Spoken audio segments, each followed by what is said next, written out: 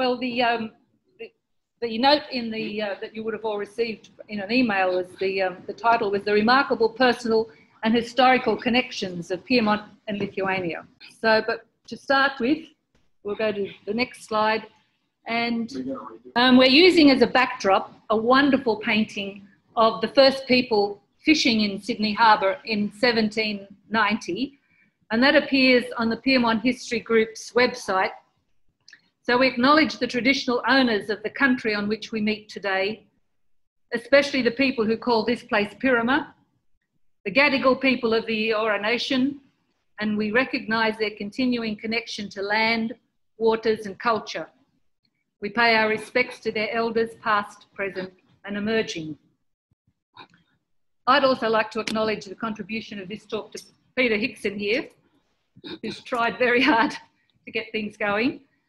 He's prepared all the visuals, and I'm very grateful to him for his input, and especially for his remarkable and, you might think, quirky connections between Pyrmont and Lithuania. So that'll go back to that. Yeah.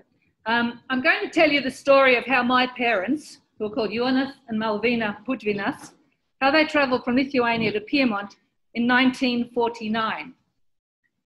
But I also want to tell you something about Lithuania itself and the parallels between that country and Pyrmont, or as we see it. At this point, I also want to welcome my sister over here in the red, Malvina. She's also called Malvina.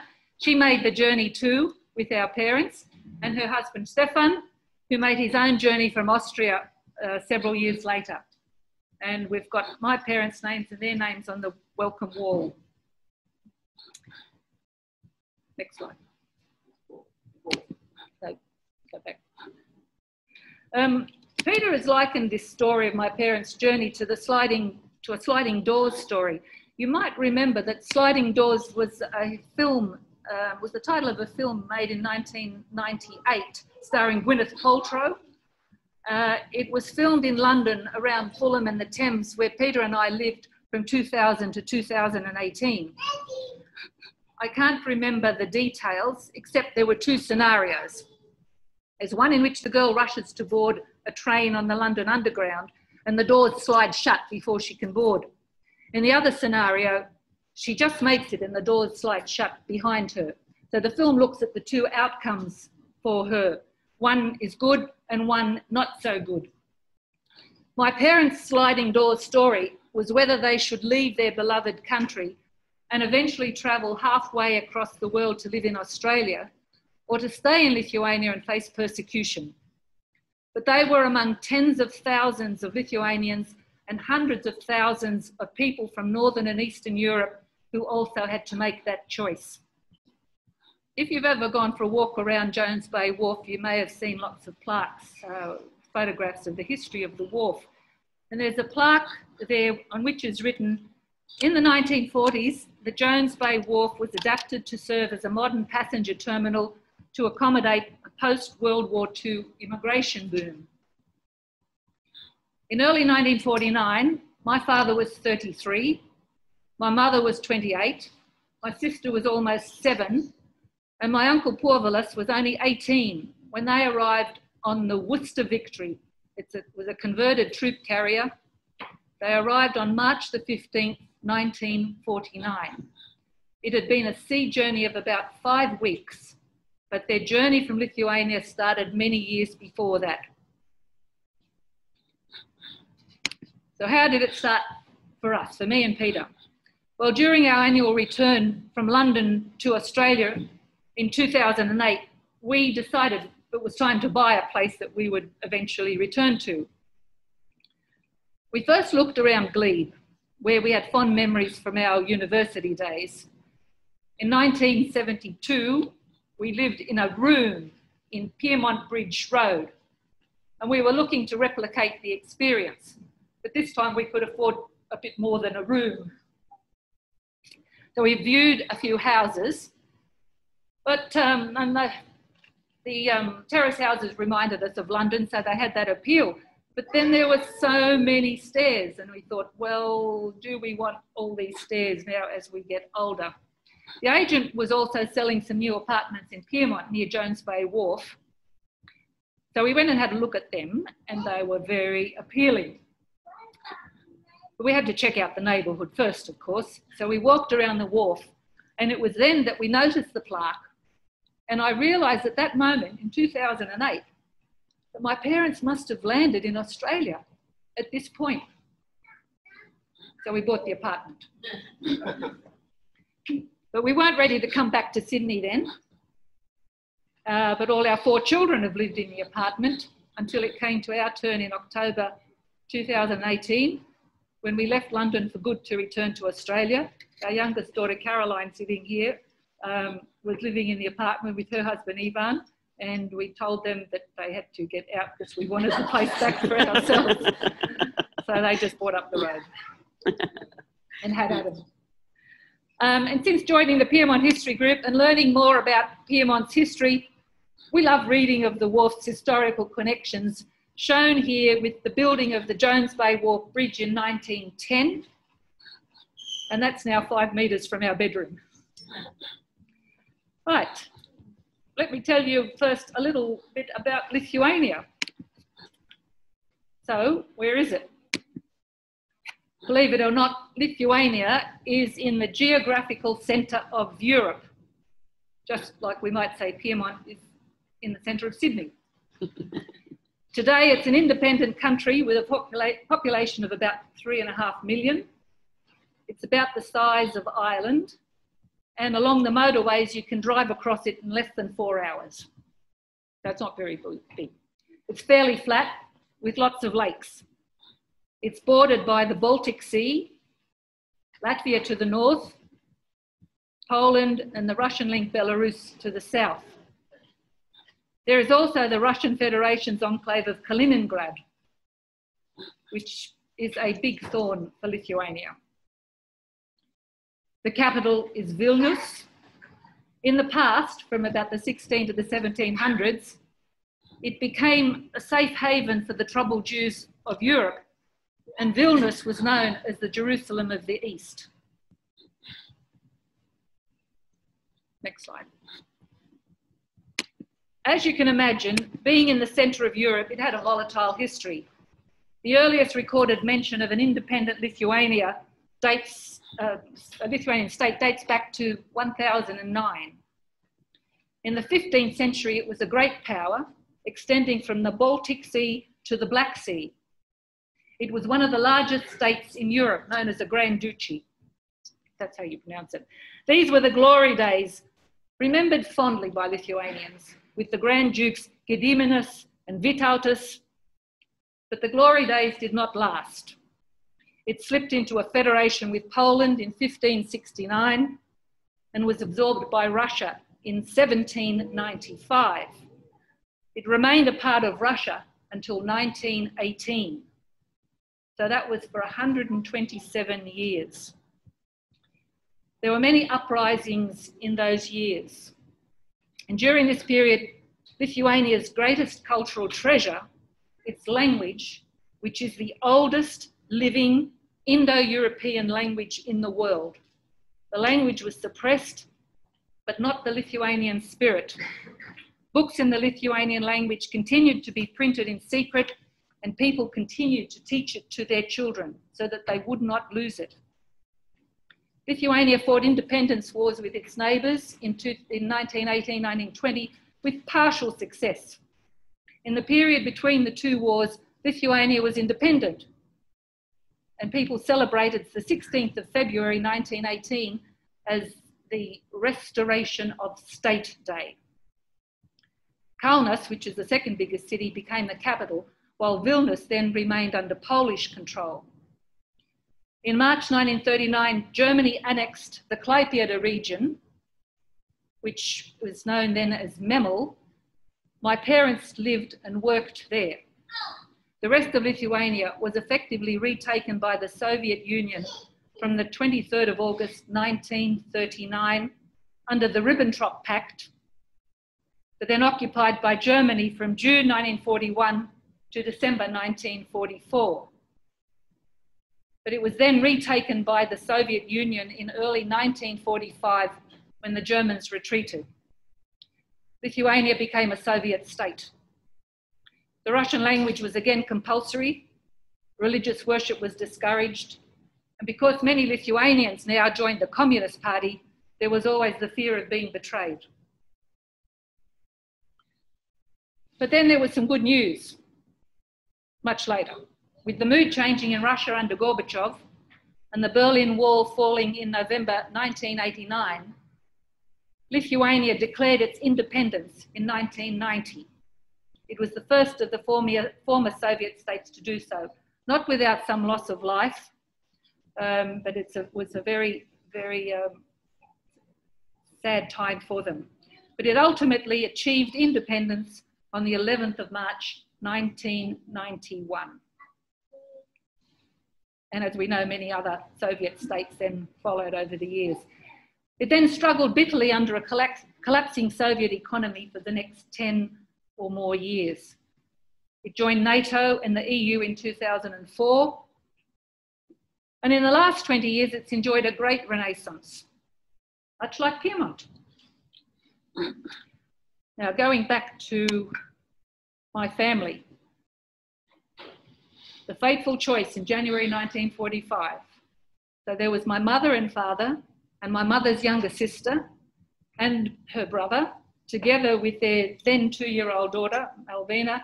They made the fateful choice in January 1945 to leave family and flee to Germany.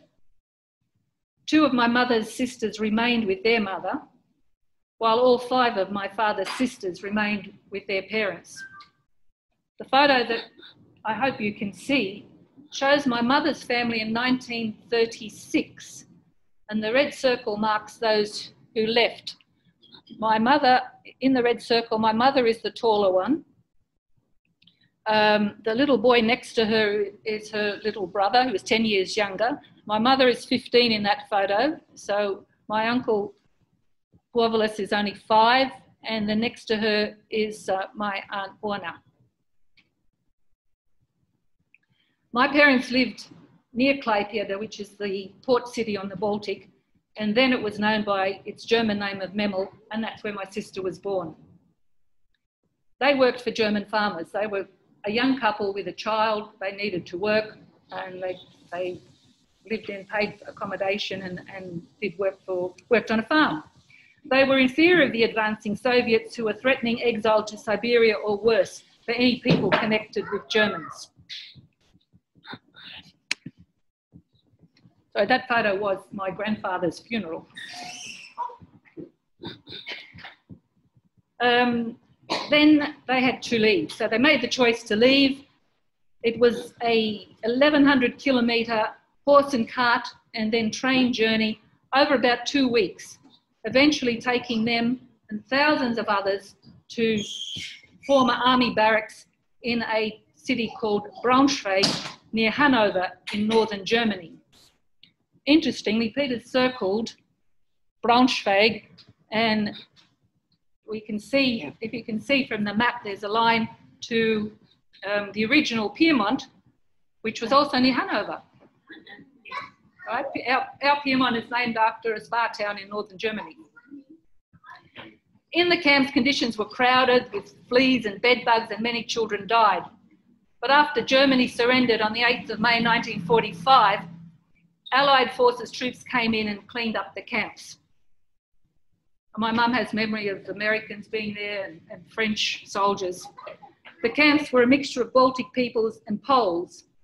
They were known collectively as displaced persons, DPs. And DPs must have been stamped on all food parcels and things that were brought in.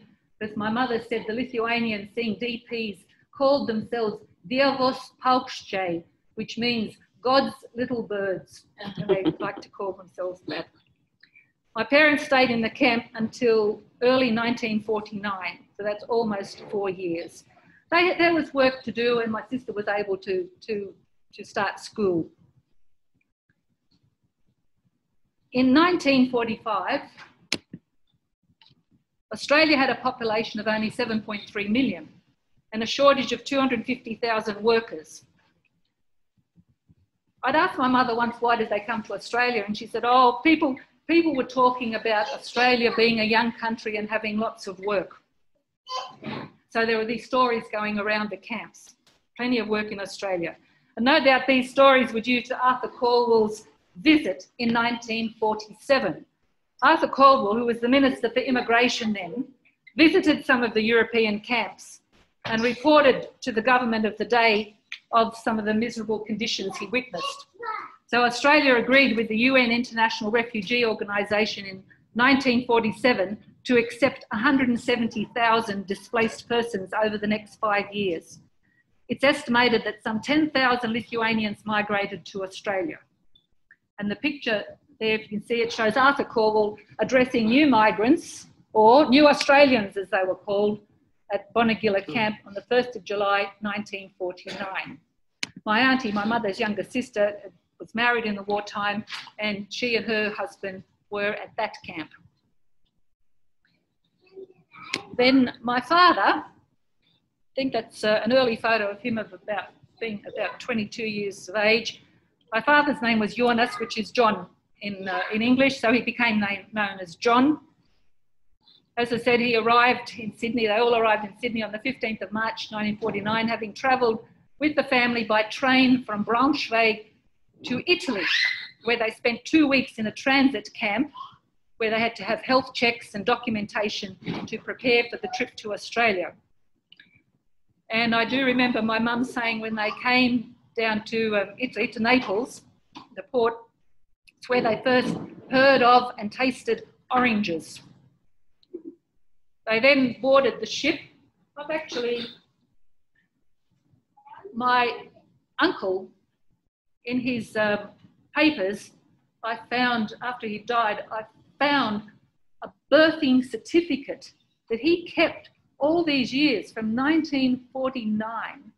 He kept his birthing certificate with the name of the vessel, Worcester Victory, and the boarding was Naples. It actually says there for Melbourne. It may have stopped for supplies in Melbourne, but it went on to Sydney. And it's dated the 11th of February 1949. I can leave that there. So they proceeded by ship via the Suez Canal for about 5 weeks, arriving into Sydney. From Jones Bay Wharf, they were taken by train to a camp at Bathurst. My uncle actually remembered the numbers 20, 21 and 22 at Jones Bay Wharf, which we know the numbers of the wharf. So from Jones Bay Wharf, they were taken by train to the camp at Bathurst. And then, remarkably, my father started work at Ultimo Power Station on the 1st of May, 1949, just 6 weeks after arriving. Not just him, lots of men were brought down to work in Sydney. Though with limited English, he was put to work shoveling hot coals. But as his English improved, he's worked his way up to unit controller.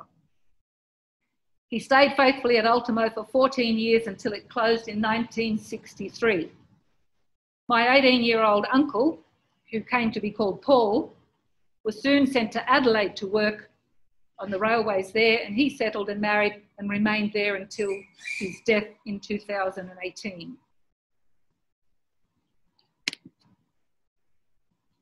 After leaving the Bathurst camp and working in Sydney, my father soon found accommodation for the family in Sydney at Torella. I was born 18 months after their arrival in Sydney. So the 1950s and 60s were great days for my family. They enjoyed the freedom and security of Australia. Sundays were always church days, and we would catch the train to go to St Joseph's Church in Camperdown, where a Lithuanian priest said Mass. It was a chance for them to catch up with friends. So the photo shows me, shows how dressed up we were to go to Mass. I think everyone dressed up in church once upon a time. And how happy we looked, except I look a bit grumpy. There's my mum with my dad holding me and my sister. In those early years, I particularly remember the great Electricity Commission picnics at Bronte Beach, lots of lollies, soft drinks, ice cream, children's races where I almost always came first and went home with a prize. They became Australian citizens on the 21st of June 1959. I dug out my father's, I only have my father's, not my mother's, certificate of naturalisation, and it was a very fine document with the young Queen at the top.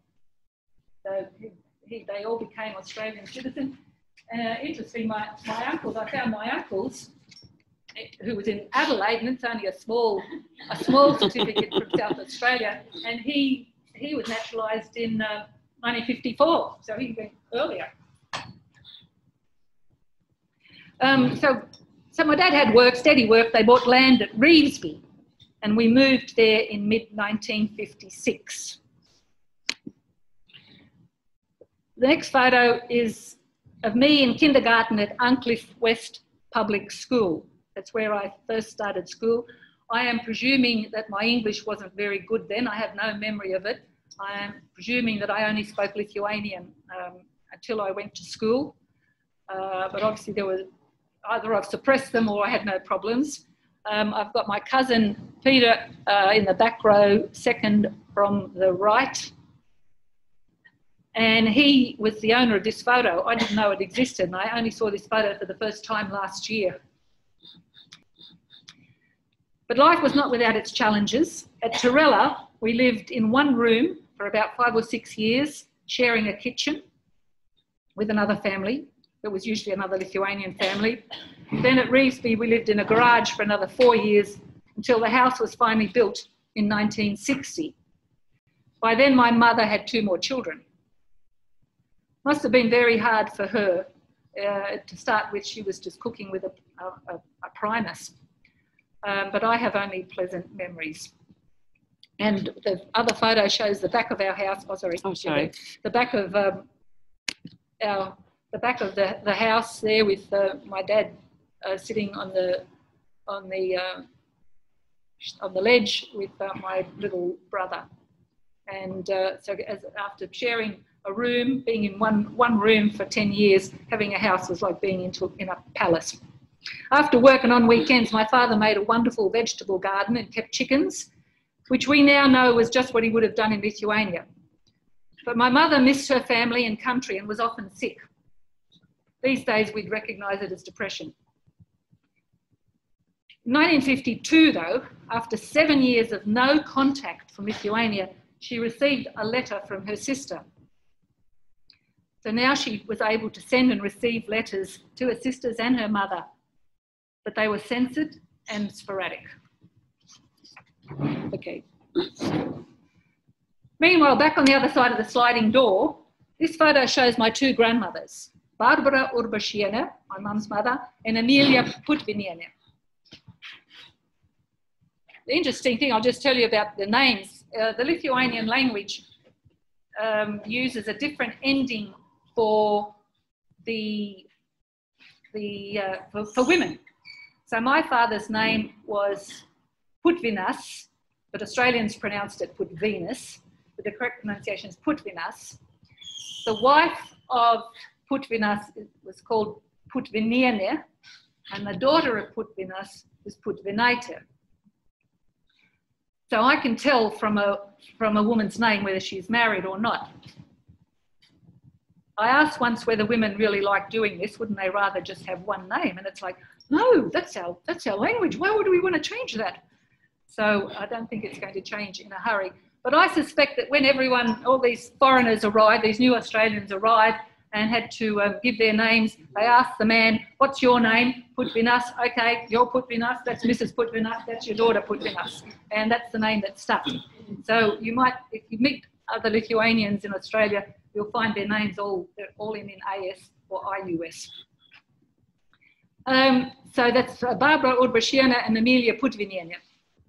We learned in more recent years that the mothers fretted for their children because they didn't know whether they were alive or dead or where they were. But apparently they took some sort of comfort from a Russian soldier come fortune teller who told them, your children are alive and well, but you will never see them again.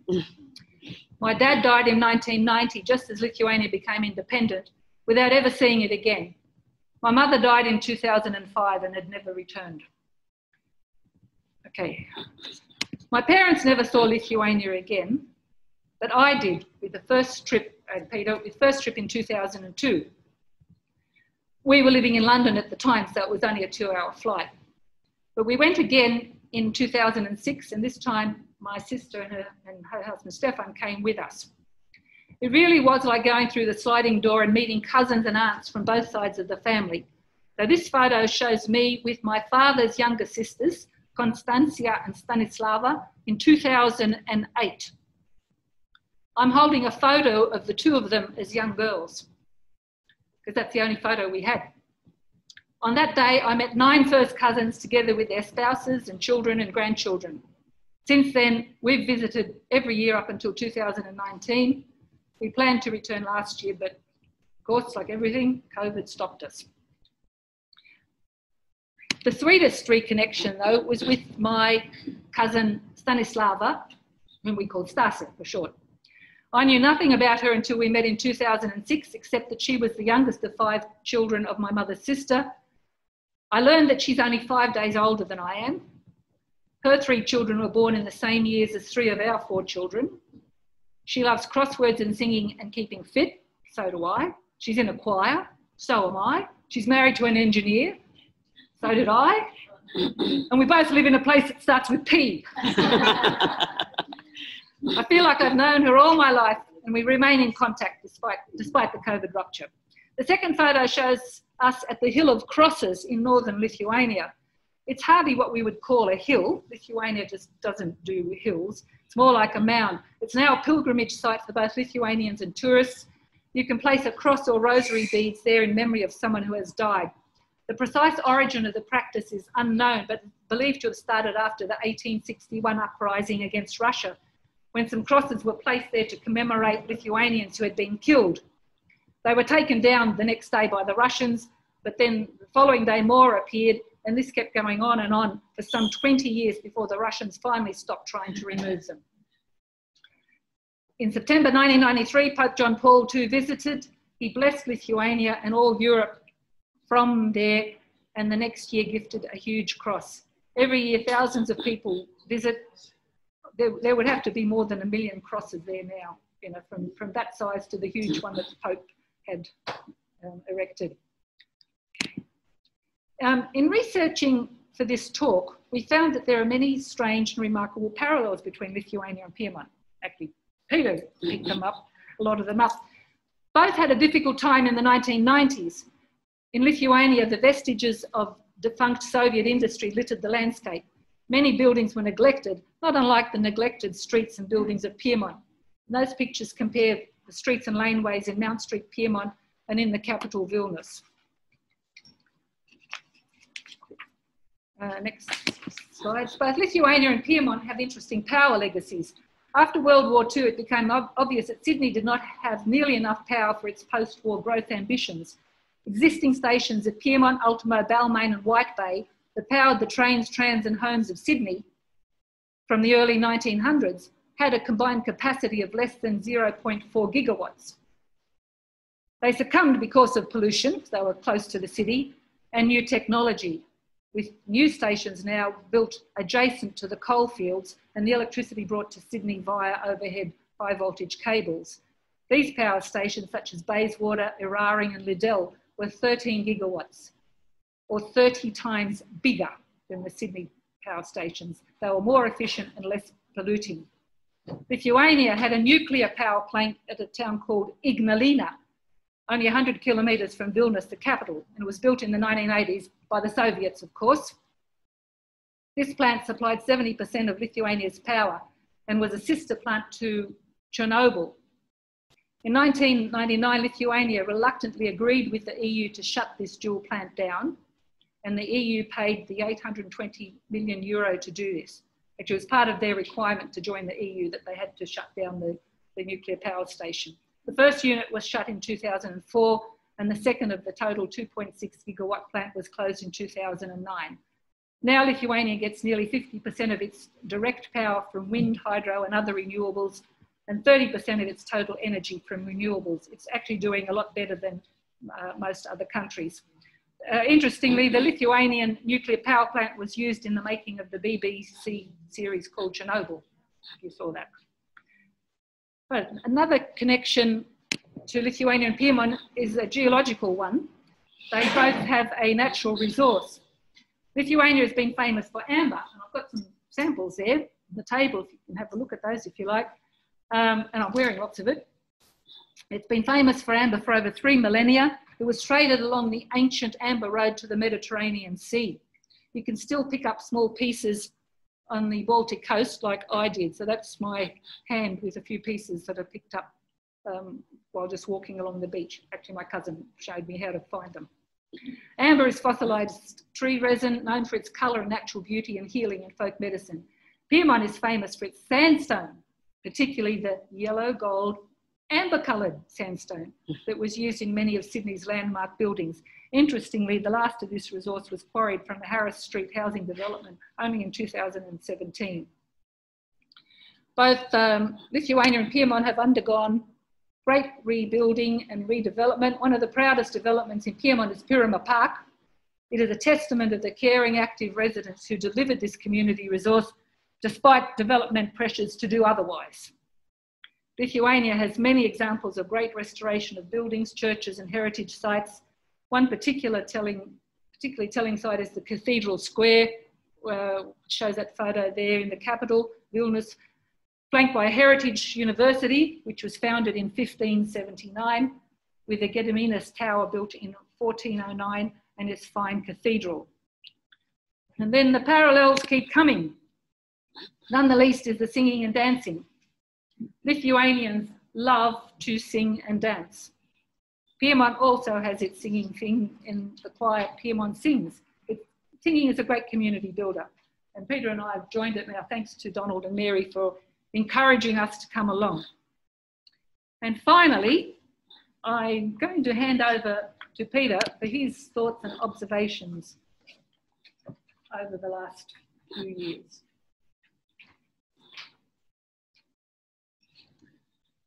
Yes, the last slide, these parallels between Pyrmont and Lithuania, we find quite interesting. I think the last one is all about the histories and cultures of certainly Lithuania. You can see on the left-hand side some stray people at a Lithuanian celebration of an Independence Day in London. There I am carrying the flag. You probably can't see it. And it's curious that I'm not Lithuanian born, I was born in Australia, but I certainly have lived and loved the story over the last 50 years. And I've made a real effort to learn the language. I can't say very successfully, but I've really tried hard over the last 15 years to learn this wonderful jewel, the oldest Indo-European language in the world. The thing I have come to note about Lithuanians, they have incredible pride and love of their country. And I think you've got to be objective sometimes. And you look at Lithuania, it's not a terribly big country. And as Mary pointed out, not many hills. There's lots of lakes and trees. And, but yeah, there's nothing terribly conspicuous about its natural beauty other than it's a nice place to be in. But the Lithuanians still love it. And they're there and they've defended that, they'll defend their country. And I think I always wondered about why are they so fierce in their pride of their country. And I think it's got something to do with the fact that, you know, this has been forged in a period of hardship, and, you know, that they've had to defend their country and their culture against the, we'd have to describe it as a bully. Russia's a bully to Lithuania in the past and certainly is so at the moment. And they have no illusions about the fragility of their freedom. You know, the Russians could take them out in 2 or 3 hours. They know that. But nevertheless, I think that sense of fragility is a part of their real passion for their country. Now, returning to Australia, on the second slide there, I came back after 20 years saying, damn it, I really need to know a bit more about my own country where I was born. And I came back with the real purpose to sort of rediscover what I could find out about history. And I sat down and read what I could. And, you know, there's lots of books that came across, but some of the things that really taught me a lot. David Hunt's books about Gert and True Gert, and I'm waiting for his Gert Nation coming out. Our own Donald Danoon's History of Australia, New Zealand and the Pacific, I've really enjoyed reading. And just recently, I've been reading Henry Reynolds' Truth Telling. If you haven't read that, that is also an excellent book. And I think that the big learning, or big shock learning to me was just, you know, how how difficult, the First Nations peoples of this country have had, the anguish, of seeing essentially their ancestors killed and their land taken away from them. I hadn't really appreciated the dimensions of that angst. And the slogan, White Australia has a black history, certainly seems to be a lot more relevant to me than it was before. And I can sort of, I can see parallels. I certainly don't want to take away the enormity of the continuing struggle of the traditional owners of this country, but I do see parallels between the Lithuanian condition and their sense of pride in their country and their culture. And I certainly can see parallels in the sense that the Lithuanians always put great importance on historical and cultural acknowledgement. And so when we came back to Australia 2 years ago, this ritual of acknowledging country really meant a lot to us. And I think in terms of establishing the first step, the first necessary step in truth-telling and remaking our own identity, our identity as non-Aboriginals, like I'm a non-Lithuanian, I think this is a very important part of the process. And we certainly applaud the acknowledgement of country, and we certainly applaud the Pyrmont History Group's website for helping us do that. I'll hand it back to the boss. Just want to say thank you everyone for your attention, and I just wanted to say we're very glad we bought that apartment.